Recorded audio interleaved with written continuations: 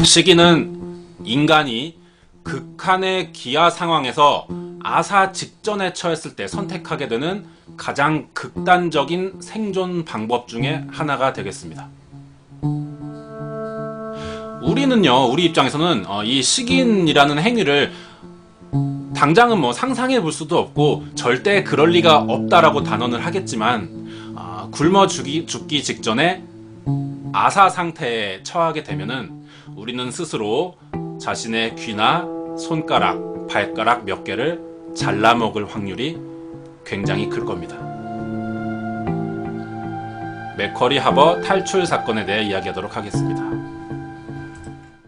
1820년대 초에요, 영국의 감옥이 이미 범죄자들로 인해서 포화 상태였습니다. 더 이상 범죄자를 수용할 감옥이 부족했던 상황이었죠. 그래서 영국의 정부에서는요, 일부 범죄자들을 영국에서 멀리 떨어진 이 호주의 남부에 있는 태즈메니아의 섬으로 이동시키게 되는데요. 그 중에서도 아주 극히 죄질이 나쁜 범죄자들만 따로 모아서 이 바깥 세상과는 완전히 차단된 맥쿼리 하버라는 곳에 보내집니다.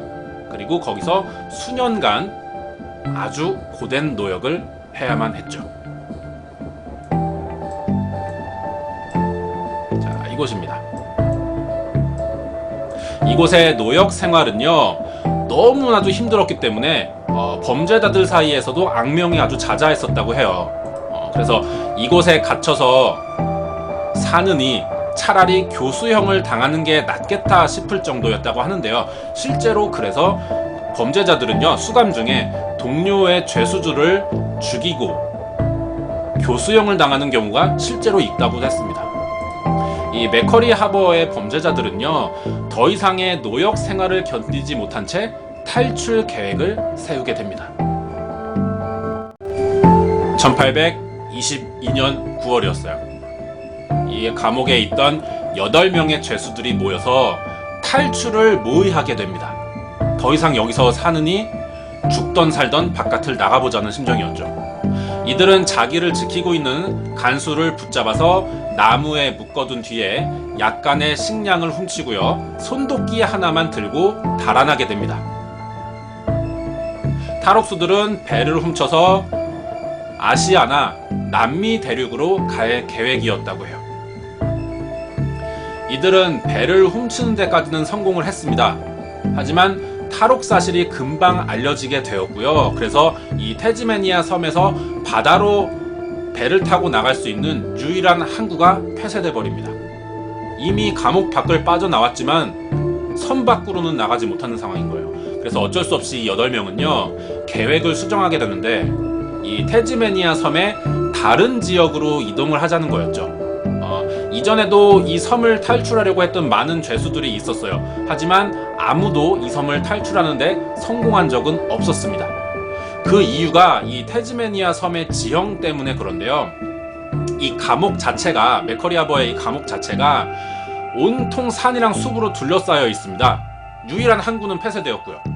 그렇기 때문에 이 사람들은 살아남기 위해서는, 탈옥에서 살아남기 위해서는 산을 넘어야 하는 거죠. 근데 이 산의 높이가요, 100km 정도 되는 가파른 산맥이었다고 해요. 그래서 이 산맥을 지나야만 빠져나갈 수가 있었던 거죠. 하지만 이 산에는 까마귀 외에는 다른 동물은 전혀 살지 않았고, 그래서 충분한 식량이 없이는 이곳을 넘는 것 자체가 자살행위였죠. 이 탈옥수 8명도 이러한 상황은 알고 있었어요. 하지만 이미 감옥을 빠져나온 상황이고 다시 돌아갈 수는 없기 때문에 하는 수 없이 이 죽음의 산을 넘기로 결심합니다.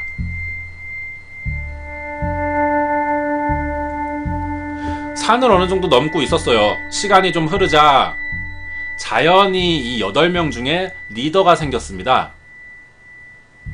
로버트 그린힐이라는 죄수였는데요. 이 그린힐은 감옥에 오기 전에 선원이었대요. 선원 출신이었기 때문에 태양과 별을 가지고 방향을 볼 수 있었고요. 이들의 유일한 무기였던 도끼를 가지고 있었기 때문이었죠. 탈출은 일주일 만에 식량이 완전히 바닥나 버렸고요. 이들은 기아 상태에 빠지게 됩니다. 앞서가던 5명의 죄수들은요, 체력이 약해져서 뒤처지던 나머지 3명을 상당히 귀찮아했어요. 걸리적거려 했습니다. 그래서 그린힐은요, 이런 현상이 생기자 강한 쪽에 5명과 약한 쪽에 3명으로 그룹을 둘로 나누게 되죠. 그래서 이동을 강행하게 됩니다. 자, 리더인 그린힐과 그 친구 트래버스, 보드넴, 매더스, 피어스 이 5명이 앞에 무리를 이루게 되었고요. 상대적으로 체력이 약했던 뒤처지는 달튼, 캐널리, 브라운이 약한 무리를 이루게 되었죠. 밤이 되자 두 무리는 따로 불을 피우고 잠을 자려고 하고 있었어요. 그러던 중에 굶어 죽게 될 위협을 느낀 리더였던 그린힐이 같은 무리에 있던 4명에게 아주 소름 끼치는 제안을 하나 하게 됩니다. 그린힐은요, 자기가 선원으로 있을 때의 관습을 예로 들면서 제안을 하기 시작했어요. 이 선원들의 관습이 어떤 것이었냐면은 생존이 어렵게 됐을 때 배 위에서 최후의 수단으로 제비 뽑기를 해서요, 선택된 한 명을 잡아먹으면서 나머지 무리가 생존할 수 있도록 생명을 유지하는 것이었죠. 자, 이 나머지 4명이 그린힐의 제안을 듣고 어떤 반응을 보였을까요? 놀랍게도 이 무리의 4명은 그린힐의 의견에 전원 찬성하게 됩니다. 그리고 그린힐은요, 즉시 약한 그룹에 있던 3명 중에 1명을 희생자로 고르게 되죠. 자, 이 첫 번째 희생자는 달튼이라는 사람이었습니다. 달튼을 선택한 이유가요, 감옥에서 달튼이 하던 일 때문이었는데, 감옥 생활에는 규칙이 있겠죠. 그리고 이 죄수들이 규칙을 어기면은 간수의 명령으로 달튼이 직접 동료 죄수들을 채찍으로 폭행하는 일을 맡았었습니다. 그렇기 때문에 이 감옥에 있었던 죄수들은요, 달튼과는 사이가 좋지 않았던 상황이었어요. 그래서 이 그린힐과 무리들은 상대적으로 달튼에게 안 좋은 감정이 많았기 때문에 첫 번째 희생자로 삼게 됩니다. 달튼은 손에 도끼를 들고 약한 그룹에 3명이 있는 곳으로 찾아갑니다. 그리고 모두 잡는 걸 확인하고 달튼의 머리를 도끼로 내려쳤어요. 그렇게 되자 그린힐의 친구인 트래버스가 농부 시절에 양을 도살해본 경험을 바탕으로 달튼의 시체를 손질하기 시작합니다. 하지만 이 달튼의 시체를 손질하여 고기들을 내놓자 막상 다른 사람들은 굶주림에 고통받고 있는 상황에서 이 제안에 응했지만 겁이 나는 거죠. 인육을 먹게 돼야 되는 상황에 맞닥뜨리니까요. 그래서 선뜻 먹기를 주저하고 있었습니다. 그날 달튼의 고기를 먹은 사람은 리더인 그린힐과 친구였던 트래버스 뿐이었어요. 그리고 이날 밤이 지나갑니다. 다음 날이 되자 이제 달튼의 나머지 살점을 챙겨서 마주 이 산을 넘는 강행군을 해야 되는 거였죠. 아침이 일어나자 달튼의 살점이 모조리 뜯겨져 있었습니다.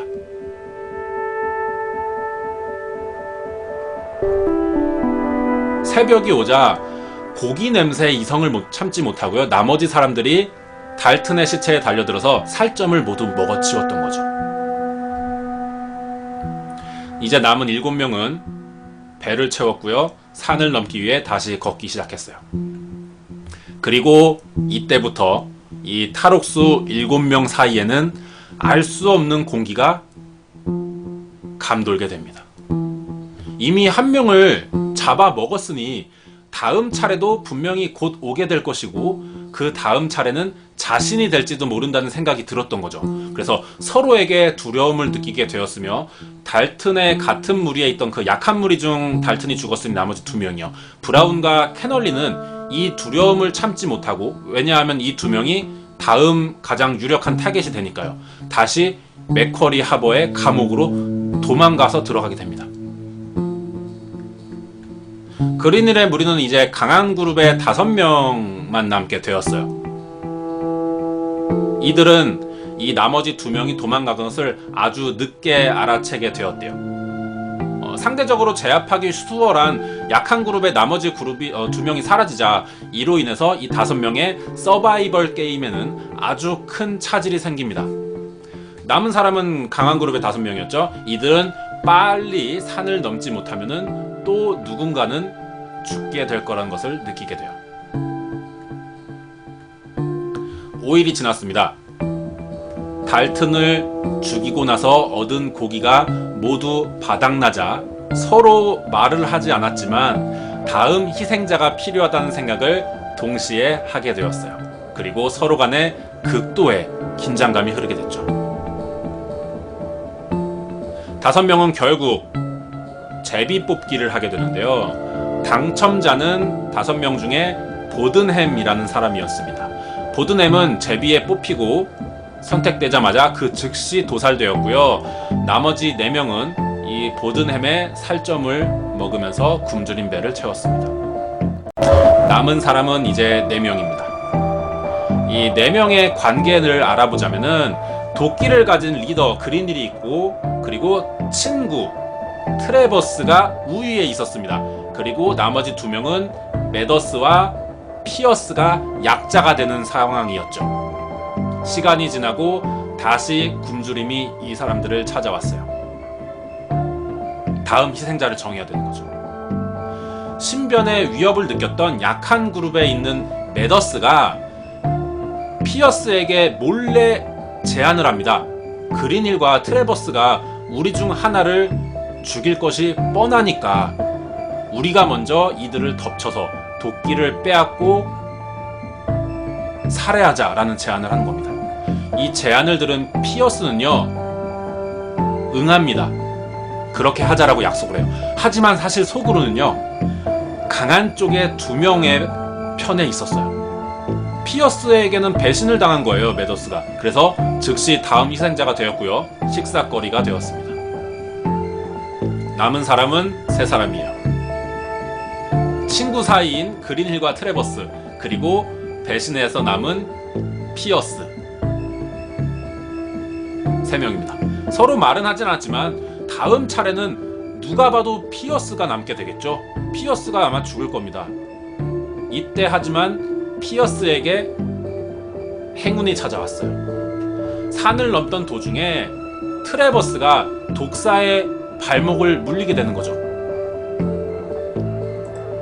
친구인 그린힐은요, 리더죠. 트레버스를 살리기 위해 최선을 다했지만 트레버스의 상태는 점점 악화되었고 뱀에 물린 부위는 썩기 시작했어요. 자신이 가망이 없다는 걸 알게 된 트레버스는요, 그린힐에게, 친구에게 자신을 죽여달라고 소리칩니다. 결국 트레버스가 피어스 대신에 희생자가 되면서 마침내 2명만 남게 되었습니다. 과연 이 서바이벌 게임의 승자는 누가 될까요? 그린힐과 피어스 사이에는 아주 극도의 긴장감이 팽배했습니다. 서로가 서로를 언제 죽이게 될 것이고 그것이 언제 닥치게 될지를 전혀 예측할 수 없는 상황이었죠. 둘은 서로를 죽이지 않기로 약속을 합니다. 하지만 이게 지켜지지 않을 거라는 것은 너무나 뻔했죠. 서로가 잘 알고 있었어요. 그렇기 때문에 이들은 낮에는 산을 넘었지만 밤에는 잠을 잘 수가 없었어요. 앉아서 쉬면서 밤을 새웠던 거죠. 만약에 그린힐이 잠든다면 피어스가 도끼를 뺏어서 그린힐을 죽였을 거고요. 피어스가 잠든다면 그대로 그린힐이 피어스를 도끼로 내려칠 게 너무나 뻔했죠. 누가 오랫동안 잠을 자지 않고 버티냐의 싸움이 시작된 겁니다. 이들은 3일 밤낮을 꼬박 센 채로 계속해서 걸었습니다. 상황이 점점 극으로 치닫게 되었고요. 하지만 죽지 않으려면 견뎌야만 했죠. 4일째가 되던 오후에 결국 먼저 잠이 든 쪽은 도끼를 가지고 있던 그린힐이었습니다. 그린힐이 잠든 것을 확인한 피어스는요, 곧바로 달려들어서 도끼를 집어들고 그린힐의 머리를 내려칩니다. 그리고 가장 먼저 한 일은 잠을 자는 거였죠. 너무나 극한의 상황까지 몰리게 되었으니까요. 3일이나 잠을 못 잤으니까 고기를 얻기 위해 죽였던 게 아니라 살아남기 위해, 잠을 자기 위해 살해를 했던 겁니다. 이렇게 8명의 탈옥수 중에 최후의 생존자는 피어스가 되었습니다. 새 고기를 확보한 피어스는요, 일주일 정도를 더 걸어서요, 탈출 50일 만에 결국 산을 넘게 됩니다. 그리고 목적지에 도착할 수 있었죠. 그런데 이곳은 안전한 피난처가 아니었어요. 피어스는 자유를 만끽하기도 전에 미리 그곳에서 대기하고 있던 간수들에게 붙잡힙니다. 그래서 피어스는 다시 맥쿼리 하버의 감옥으로 끌려가게 되죠.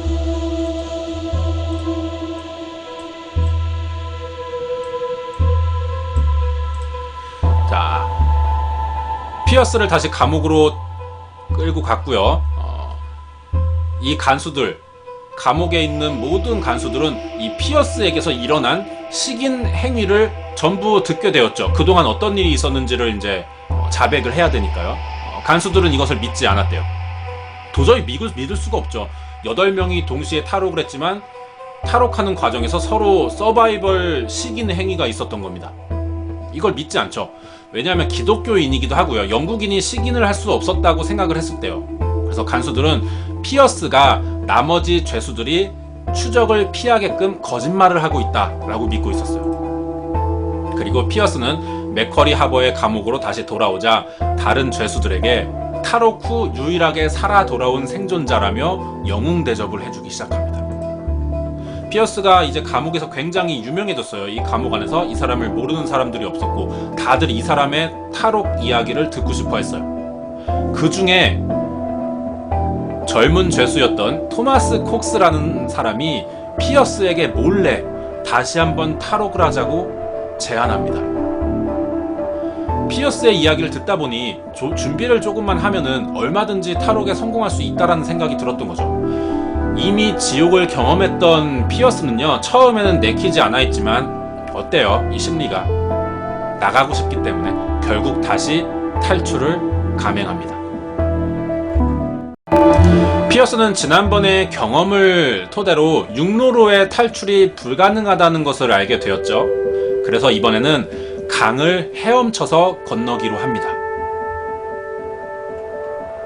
이 사진에 있는 빨간 선이 강을 통해서 도망쳤던 도주 경로가 되겠습니다. 지난번 경험으로요, 식량과 생존하기 위해 필요한 장비들을 충분히 갖춘 피어스와 콕스는요, 탈옥에 성공합니다. 그리고 5일간을 걸어서 강에 도착해요. 그리고 강에 뛰어들려는 순간 콕스가 한 가지 고백을 하게 됩니다. 어처구니없게도 콕스가 자신은 수영을 전혀 할 줄 모른다는 것이었어요. 화가 난 피어스는요, 콕스를 그 자리에서 살해해버립니다. 그리고 콕스의 허벅지와 종아리 살을 잘라서 챙겨 들고는 그 자리를 떠납니다. 결국 또다시 피어스는 혼자가 되었어요. 그리고 8일째가 되던 날 갑자기 외로웠고요, 후회가 들기 시작했답니다. 생각해보세요. 2번의 목숨을 건 탈출을 했는데 같이 탈출한 사람들이 있었지만 계속해서 자기만 살아남게 되고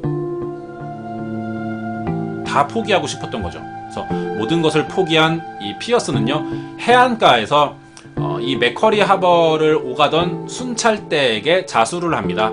그래서 피어스는 다시 감옥에 들어가게 되고요. 피어스는 탈옥에다가 살인죄까지로 형이 가중될 것은 당연한 일이었죠. 수감 후에 이 피어스는 독실한 기독교 신자가 됩니다. 그래서 이 끔찍했던 식인 행위에 대해서 모두 털어놓고요, 회개하죠. 하지만 1824년 7월 19일에 이 알렉산더 피어스는요, 2번의 탈옥과 살인 그리고 식인 행위에 의해서 결국 교수형에 처하게 되었습니다.